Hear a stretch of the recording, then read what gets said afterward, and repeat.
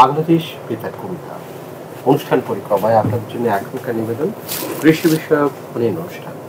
সঞ্চালনা মোহাম্মদ মহসিন। বাংলাদেশ বেতার কুমিল্লা। প্রিয় শ্রোতা, কৃষি বিষয়ক ফোন-ইন অনুষ্ঠান থেকে সবাইকে স্বাগতম।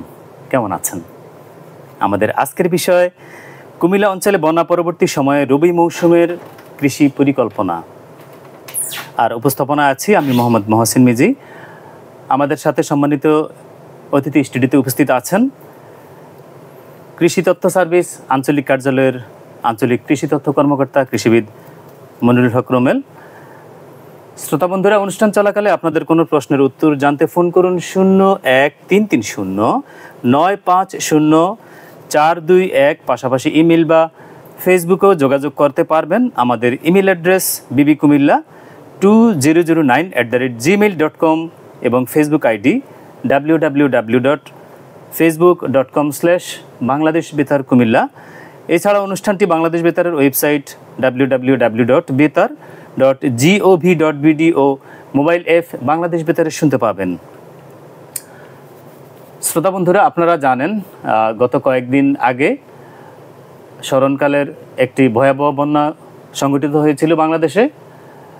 এই বন্যার কারণে বাংলাদেশের 23টি জেলা আক্রান্ত হয়েছিল। বিশেষ করে আমাদের কুমিল্লা এবং ফেনীতে এর তীব্রতা অতিমাত্রায় দেখা দিয়েছিল, যার কারণে বাংলাদেশের এই এলাকার অনেক মানুষের বাড়িঘর রাস্তাঘাট ভেঙে গিয়েছিল। সে সাথে কিছু কিছু জায়গায় শতভাগ ফসল বন্যার পানিতে নিমজ্জিত হয়ে গিয়েছিল আমাদের কৃষকরা, যার ফলে খুবই আর্থিকভাবে ক্ষতিগ্রস্ত হয়ে গিয়েছেন।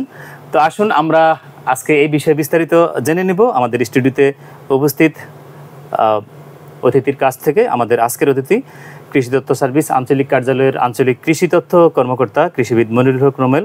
কেমন আছেন স্যার? আলহামদুলিল্লাহ, ভালো আছি। আপনি কেমন আছেন? আলহামদুলিল্লাহ। স্যার, আমি আপনার কাছে প্রথমেই জানবো যে কুমিল্লা অঞ্চলে বন্যা পরবর্তী কৃষি পরিস্থিতি সম্পর্কে কি করা যায় স্যার? কুমিল্লা অঞ্চলে আপনারা জানেন যে কিছুদিন আগেই ভয়াবহ বন্যা পরিস্থিতি গিয়েছে কুমিল্লা অঞ্চলে।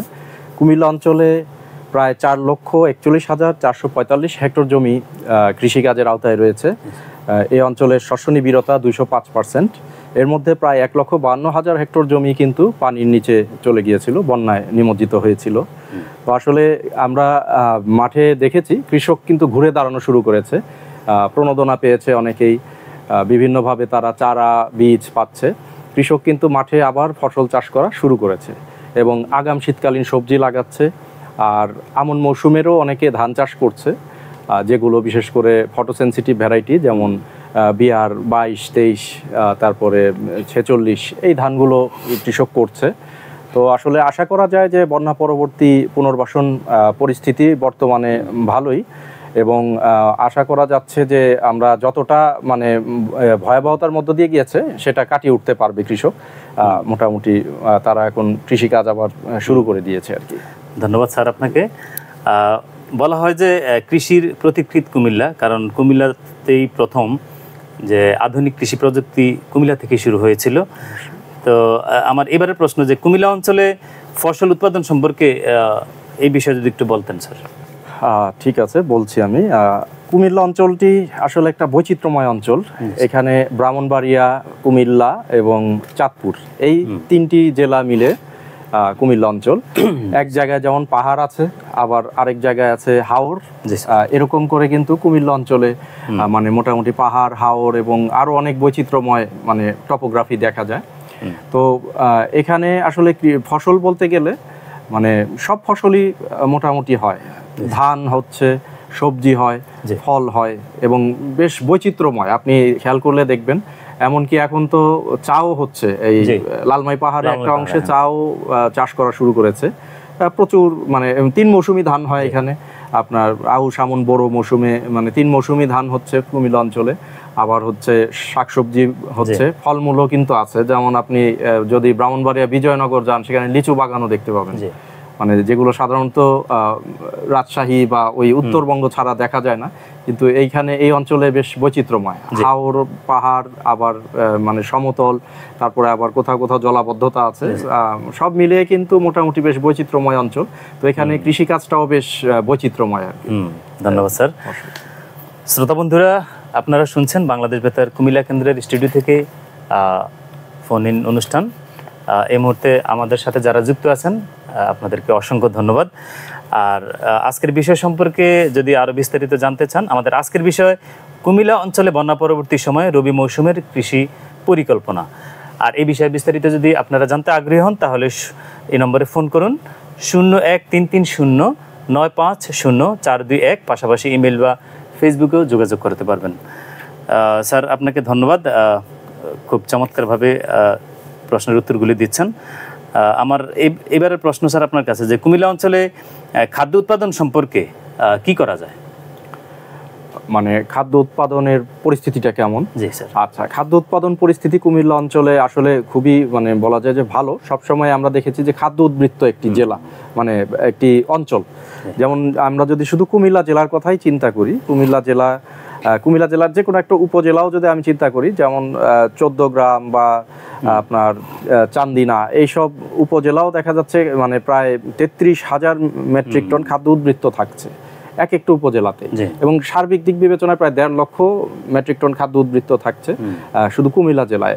ঠিক চাঁদপুর, ব্রাহ্মণবাড়িয়াতেও খাদ্য উদ্বৃত্ত থাকছে, যেটা পরবর্তীতে সারা দেশে চলে যায়।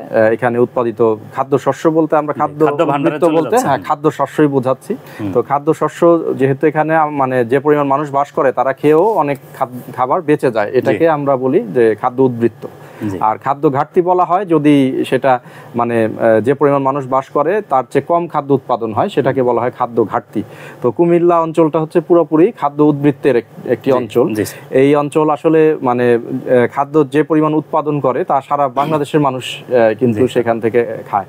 তো আসলে বন্যা পরিস্থিতিতে অনেকটাই মানে এটা হয়তো বিঘ্নিত হওয়ার সম্ভাবনা ছিল, কিন্তু আশা করা যাচ্ছে যে বর্তমান সরকার যেভাবে বিভিন্ন প্রণোদনা বা বিভিন্ন কার্যক্রম গ্রহণ করেছে, তাতে আমাদের বাংলাদেশের কৃষক মানে আমাদের কুমিল্লা অঞ্চলের কৃষক কিন্তু সেই ইয়েটা কাটিয়ে উঠতে পারবে সেখান থেকে। সত্যি মানে কুমিল্লা এমন একটি অঞ্চল যেখানে পাহাড় আছে, এখানে হাওর এবং নদী, খাল, সবকিছু এখানে একটা প্রাকৃতিক যে পরিবেশ এবং কৃষির জন্য একটা অনুকূল পরিবেশ এখানে। তো স্যার, আমার আপনার কাছে এবারের প্রশ্ন, যে কুমিল্লা অঞ্চলে ব্যবহৃত বিভিন্ন কৃষি প্রযুক্তি সম্পর্কে যদি বলতেন স্যার। জি, চমৎকার একটি প্রশ্ন। যে কুমিল্লা অঞ্চল আমরা জানি যে বেশ অ্যাডভান্সড একটা অঞ্চল ইয়ের দিক থেকে, বিভিন্ন প্রযুক্তি ব্যবহারের দিক থেকে। তো কুমিল্লা অঞ্চলে আসলে বেশ কিছু প্রযুক্তি ব্যবহৃত হয়। আমরা দেখি যে ফলমূল, শাকসবজি বা ধান চাষের ক্ষেত্রে আমরা যদি প্রযুক্তিগুলো একটু মানে জাস্ট নামগুলো বলে যেতে পারবো, কারণ অনেক প্রযুক্তি আছে। যেমন ভাসমান বেডে সবজি চাষ হচ্ছে, যেখানে নিচু অঞ্চল যেমন মনোহরগঞ্জ, লাকসাম, তারপর নাঙ্গলকোট, এইসব এলাকায় কিন্তু নাসিরনগর, নবীনগর, এইসব জায়গায় কিন্তু ভাসমান বেডে সবজি চাষ হচ্ছে। তারপর গ্রীষ্মকালীন পেঁয়াজ চাষ হচ্ছে, গ্রীষ্মকালীন তরমুজ চাষ হচ্ছে, গ্রীষ্মকালীন টমেটো চাষ হচ্ছে, পুরা অঞ্চল জুড়েই হচ্ছে। ধানের সঠিক বয়সের চারা রোপণ, এটাও একটা প্রযুক্তি। ধানের সমলয় চাষাবাদ পদ্ধতি, এটাও একটা প্রযুক্তি। তারপর সেক্স ফেরোমন ফাঁদ ব্যবহার হচ্ছে বিভিন্ন সবজিতে। এরপরে স্টিকি ট্র্যাপ ব্যবহার হচ্ছে, জৈব বালাইনাশক ব্যবহৃত হচ্ছে, ট্রাইকোডার্মা কার্ড ব্যবহার করছে। এরপর যদি আমরা সারের দিকটা চিন্তা করি, যেগুলা অত্যাধুনিক সার, যেগুলো যেমন vermi compost, quick compost, tricho compost, তারপরে জীবাণু সার, ফোলিয়ার স্প্রে, সুষম সারের ব্যবহার, এগুলো কুমিল্লা অঞ্চলে কিন্তু ব্যাপক। তারপরে যেমন AWD পদ্ধতি, ফিতা পাইপ পদ্ধতি, ড্রিপ সেচ, তারপরে বারিড পাইপ পদ্ধতি, হাইড্রোফোনিক চাষও কোথাও কোথাও আমরা দেখেছি পরীক্ষামূলকভাবে, যেমন BARI তারা করেছে তাদের স্টেশনে।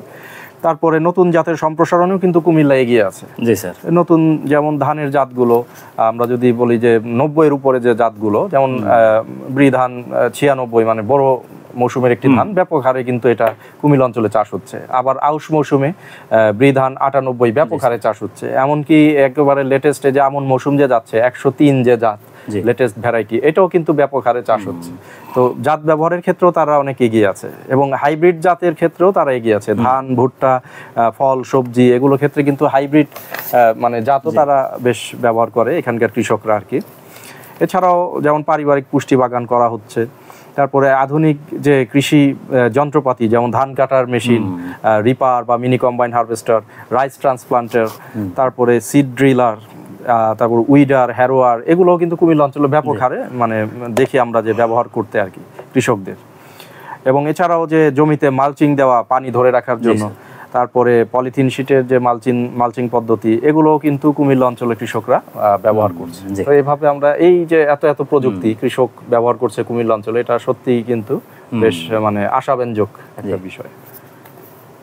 প্রিয় শ্রোতা বন্ধুরা, আপনারা শুনছেন বাংলাদেশ বেতার কুমিল্লা কেন্দ্রের স্টুডিও থেকে কৃষি বিষয়ক ফোন-ইন অনুষ্ঠান। আমাদের আজকের বিষয় কুমিল্লা অঞ্চলে বন্যা পরবর্তী সময়ে রবি মৌসুমের কৃষি পরিকল্পনা। আর এই মুহূর্তে আমাদের সাথে অসংখ্য বন্ধুরা যুক্ত আছেন আমাদের ফেসবুক লাইভে, আপনাদেরকে অসংখ্য ধন্যবাদ।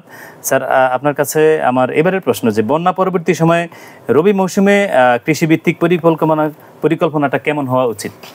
আচ্ছা, অত্যন্ত সুন্দর একটি প্রশ্ন, কারণ এটা অনেক কৃষকই জানতে চায় আমাদের কাছে যে বন্যা পরবর্তী সময়ে রবি মৌসুমে তাদের কি পরিকল্পনাটা হওয়া উচিত।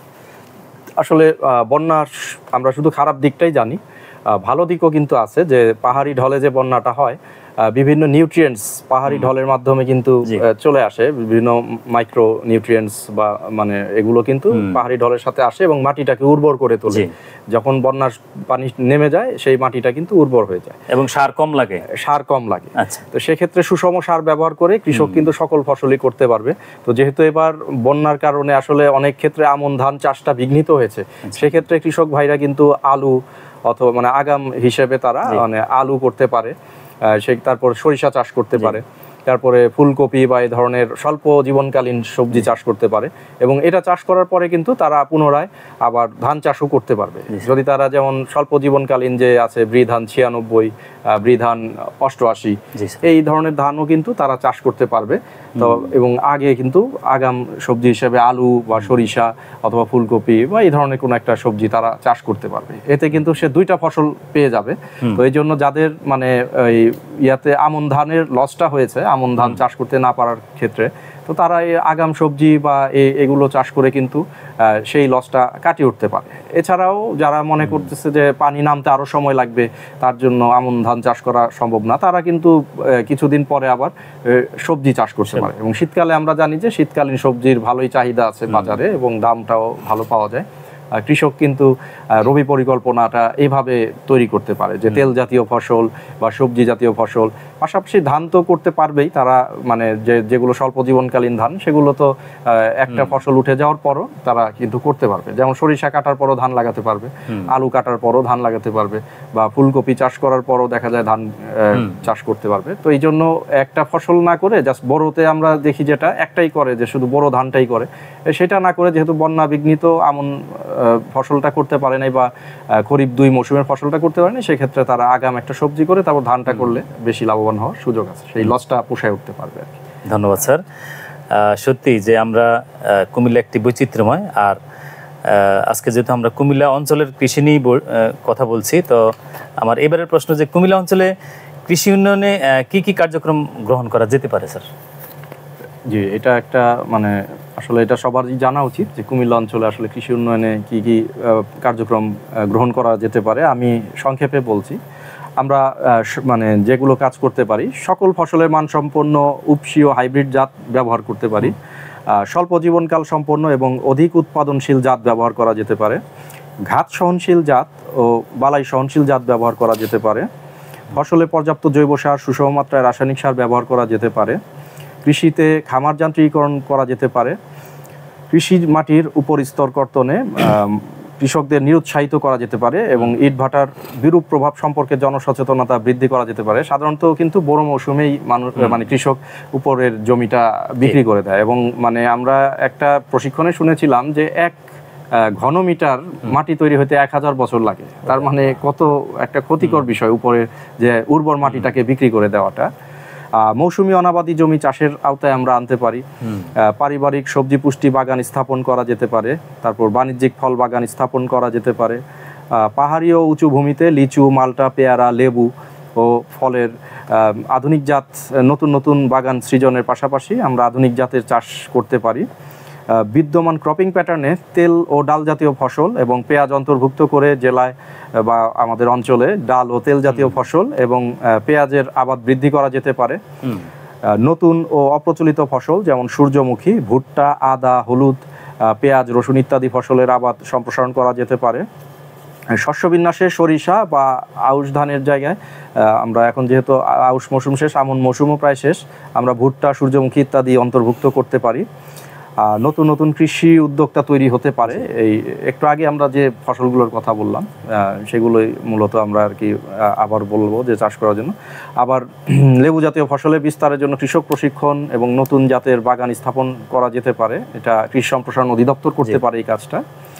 বিদ্যমান কৃষক গ্রুপকে, যেমন আমরা জানি যে কৃষি সম্প্রসারণ অধিদপ্তর কর্তৃক কিছু কৃষক গ্রুপ করা হয়েছে, যেমন সিআইজি দল, রাজস্ব কৃষক দল, তারপর বর্তমানে আছে পার্টনার প্রকল্পের পার্টনার ফিল্ড স্কুল, পিএফএস যেটাকে বলে, আইপিএম, আইসিএম, এই যে ক্লাবগুলো আছে, এই দলগুলোকে উদ্বুদ্ধ করা যেতে পারে যে স্থানীয় চাহিদার প্রেক্ষিতে ফসল আবাদ বৃদ্ধিতে তাদেরকে উদ্বুদ্ধ করা যেতে পারে।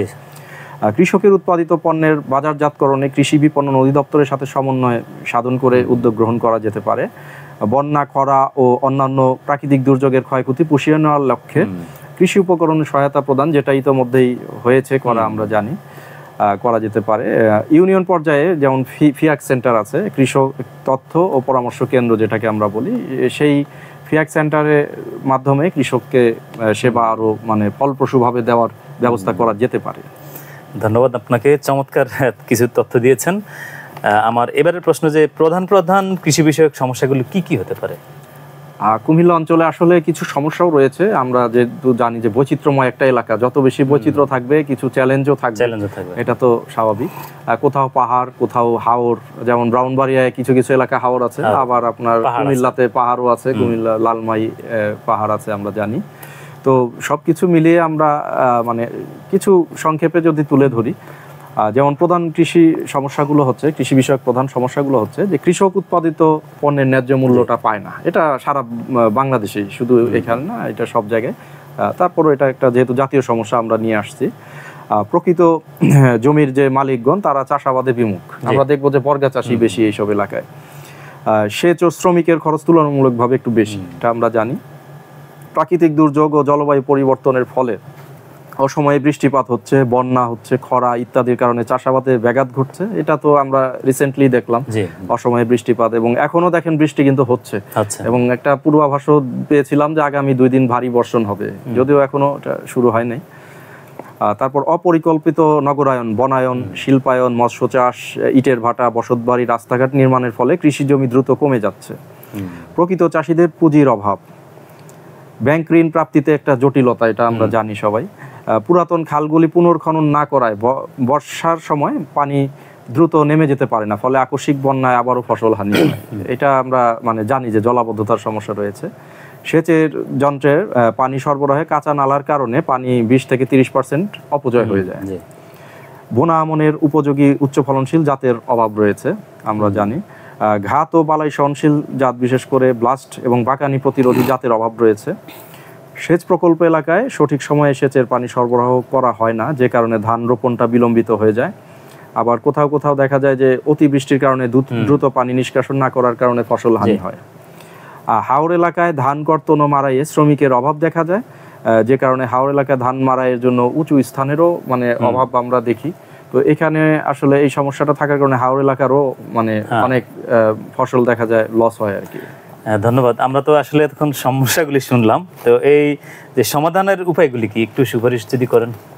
সমাধানের কিছু সুপারিশ তো আমাদের মানে আমরা আলাপ করতে পারি। আসলে এই সমস্যাগুলো শুধু যে কুমিল্লা অঞ্চলে তা না, আমরা বলবো যে এটা সারা বাংলাদেশেই দেখা যায়, এরকম কোথাও কোথাও এই সমস্যাগুলো রয়েছে এবং কুমিল্লা অঞ্চলেও রয়েছে, তার প্রেক্ষিতেই বলা।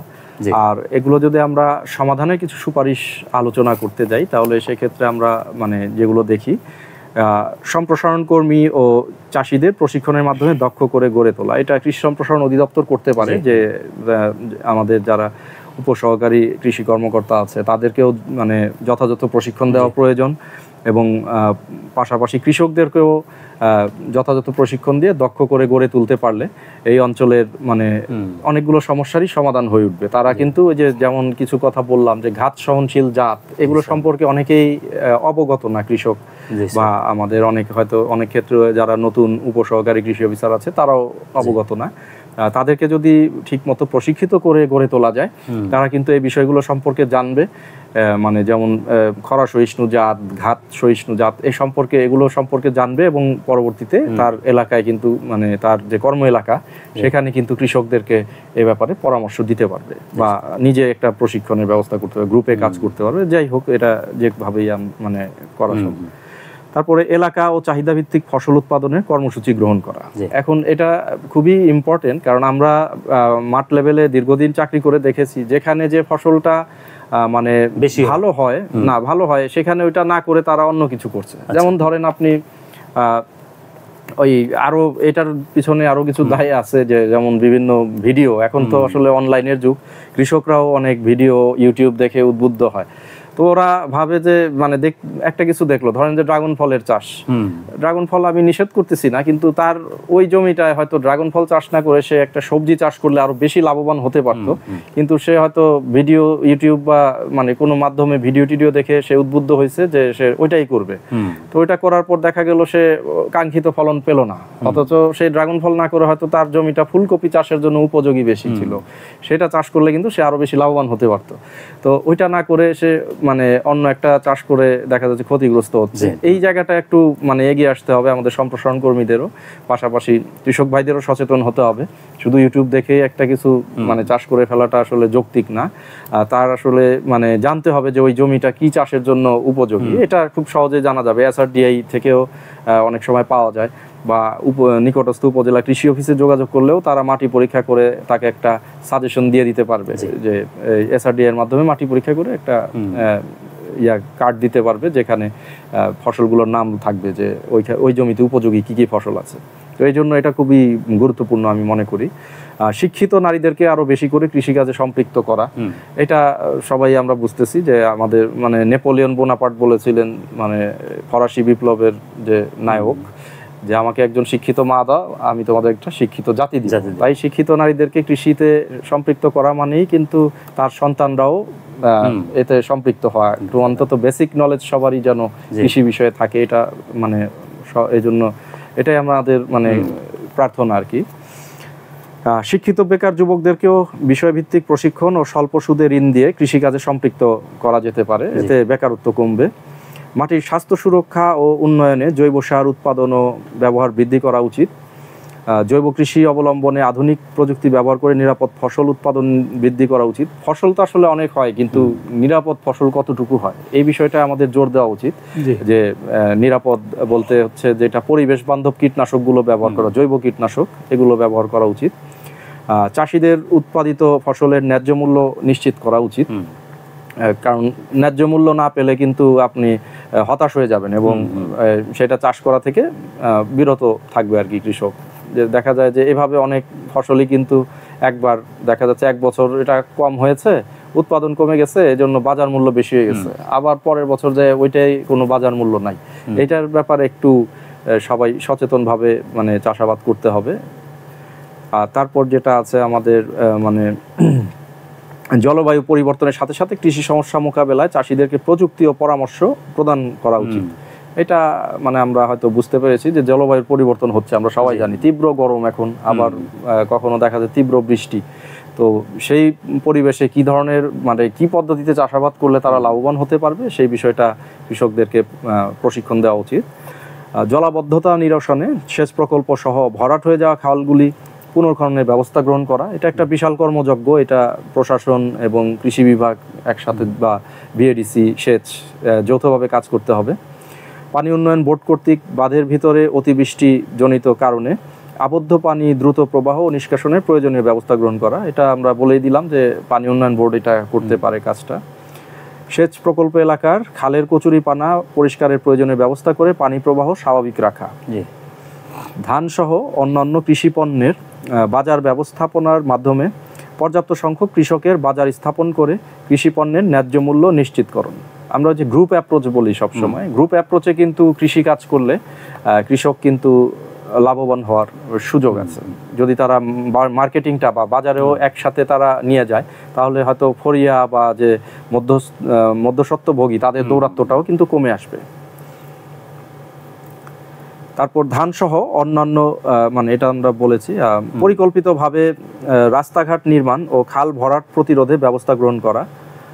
এটা সবাই বুঝতে পারতেছে, কারণ আমরা অনেক জায়গায় দেখছি খালের উপরে বাজার হয়ে গেছে, যে কারণে ওই এলাকার পানি পাস হচ্ছে না এবং বাজার এটাই দেখা যাচ্ছে যে পানিতে ভরে যাচ্ছে বা ফসলের জমি হচ্ছে পানিতে ভরে যাচ্ছে। এই ধরনের সমস্যা হচ্ছে। কমিউনিটি থ্রেশিং ফ্লোর নির্মাণ করা, এটা হচ্ছে যারা ধান উৎপাদনকারী কৃষক তাদের জন্য, যে একজন কৃষকের হয়তো সামর্থ্য নাই যে একটা পাকা করে থ্রেশিং ফ্লোর তৈরি করলো। থ্রেশিং ফ্লোর মানে হচ্ছে আমরা যেখানে মারাই ঝাড়াই করি ধানটা, দেখা যাচ্ছে ধানটা শুকানো হয়, ধানটা কিন্তু তারা কেটে মাঠেই রেখে আসতেছে মাঠে শুকানোর জন্য, কারণ তার জায়গা নাই। কিন্তু যদি একসাথে যেমন 20-30 জনের একটা দল, তাদের একটা জায়গাকে তারা দিল, নিজেরাই টাকা দিয়ে একটা মানে পাকা থ্রেশিং ফ্লোর করে নিল, সেখানে কিন্তু তারা সহজেই ধান শুকাইতে পারবে, ঝাড়াই মারাই করতে পারবে। এই জন্য এটাকে আমরা বলতেছি কমিউনিটি থ্রেশিং ফ্লোর নির্মাণ করা এবং সেটা ব্যবহার করা। বিভিন্ন প্রকার ঘাত সহনশীল ও বালাই সহনশীল জাত, বিশেষ করে ব্লাস্ট ও বাকানি প্রতিরোধী ধানের জাত উদ্ভাবন ও সম্প্রসারণ। বিশেষ করে ব্লাস্ট ও বাকানি এই জন্য বলা হয়েছে যে এই দুইটা রোগ হলে একদম 100% লস হওয়ার সম্ভাবনা থাকে, সেখানে আর কোনো মানে কোনো ধান পাওয়ার সুযোগ থাকে না। তো এই জন্য এই দুইটার রোগকে উল্লেখ করে দেওয়া হয়েছে। তো আসলে মানে বালাই সহনশীল জাত চাষ করাটাই সকল কৃষকের কাছে আমাদের কাম্য। আর হচ্ছে কৃষি সম্প্রসারণ অধিদপ্তরে দেখা যায় যে যারা মাঠকর্মী রয়েছে বা আমাদের উপসহকারী কৃষি অফিসার রয়েছে, অনেক পদ খালি তাদের, এবং অফিসার লেভেলেও অনেক পদ খালি। এই পদগুলো যদি পূরণ করার ব্যবস্থা করা হয়, সেক্ষেত্রে কিন্তু এটা একটা সমস্যা সমাধানের উপায়। কারণ হচ্ছে তাহলে জনসেবাটা আরো সহজে দেওয়া সম্ভব হবে, কৃষকরা আরো সহজে সেবা পাবে। যখন বেশিরভাগ কৃষকের অভিযোগ যে উনি তার উপসহকারী কৃষি অফিসারকে দেখতে পান না, এখন উনি দেখতে পাবেন কেমনে? একটা মানে একজন উপসহকারী কৃষি অফিসার দেখা যাচ্ছে 3টা ব্লকের দায়িত্বে, 3 ব্লকে হয়তো কৃষক আছে 10,000, সে তো একার পক্ষে এত মানুষকে সার্ভিস দেওয়া সম্ভব না। যদি সবগুলো পদ ফিল আপ থাকতো, তাহলে হয়তো এটা আমাদের আরো জনবান্ধব সেবা দেওয়া, কৃষি সম্প্রসারণ অধিদপ্তরের পক্ষে আরো জনবান্ধব সেবা দেওয়া সম্ভব হতো। স্যার, আপনাকে অসংখ্য ধন্যবাদ।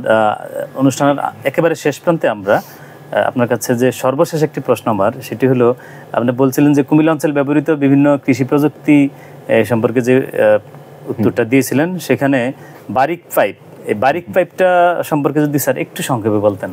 আচ্ছা, বারিক পাইপটা হচ্ছে মাটির নিচ দিয়ে একটা পাইপ যাবে এবং বিভিন্ন ক্ষেতে এটার ওপেনিংস আসবে, এবং একসাথে দেখা যাচ্ছে যে মাটির নিচের পাইপের মাধ্যমে পানি প্রবাহিত হয়ে বিভিন্ন ক্ষেতে পানিটা ছড়িয়ে যাচ্ছে।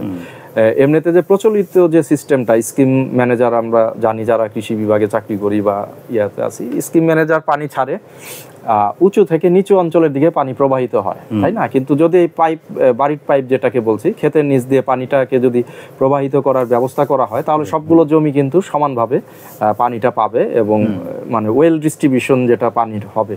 তা না হলে ইলেকট্রিসিটির অপচয়, কারণ সারা রাত পানি চালাতে হচ্ছে, পাশাপাশি পানিরও অপচয়। গ্রাউন্ড ওয়াটার কিন্তু খুবই মূল্যবান, মাটির নিচের পানি, সেটা আমরা মানে এইভাবে অপচয় হতে দেখতে পারি না। এই জন্য বারিক পাইপ সিস্টেমটাকে আসলে আরো চালু করা দরকার, আরো প্রচলিত করা দরকার এবং আরো মানে ছড়িয়ে দেওয়া দরকার সারা বাংলাদেশে। স্যার, কুমিল্লা অঞ্চলে কি সরকারিভাবে কোনো কর্মসূচি আছে কিনা যে এই কৃষি প্রযুক্তিটাকে আগে নেওয়ার জন্য? হ্যাঁ আছে। এই যে বিএডিসি সাধারণত কিছু বারিক পাইপ করে দিয়ে থাকে, কোন কোন প্রকল্প থেকেও করা হয়েছে মানে এই বারিক পাইপের। তো কিছু কয়েকটা আছে, কিন্তু এটা পর্যাপ্ত না, আরো ব্যাপক হারে এটা করা উচিত। বারিক পাইপের ব্যবস্থাটা আরো করা উচিত। এমনি স্যার, অন্যান্য প্রযুক্তিগুলিকে আগে নেওয়ার জন্য আর অন্যান্য প্রযুক্তিগুলোকে এগিয়ে নেওয়ার জন্য এক একটা প্রযুক্তির জন্য এক একটা প্রকল্পের মতো রয়েছে। আচ্ছা, কৃষি সম্প্রসারণ অধিদপ্তর থেকে বিভিন্ন প্রকল্প আছে, সেই প্রকল্প থেকে এগুলোকে প্রথমে শেখানো হয় কৃষককে, পরবর্তীতে কৃষকরা ব্যবহার করে, এইভাবে চলে। স্যার, আপনাকে অসংখ্য ধন্যবাদ, আপনার মূল্যবান সময় দিয়েছেন। বাংলাদেশ বেতার এবং আপনাকেও ধন্যবাদ আমাকে সুযোগ করে দেওয়ার জন্য। এখানে সবাইকে ধন্যবাদ। শ্রোতা বন্ধুরা, শুনছিলেন এতক্ষণ কৃষি বিষয়ক ফোন-ইন অনুষ্ঠান। আমরা এখন শেষ করব। সবাই ভালো থাকবেন। খোদা হাফেজ।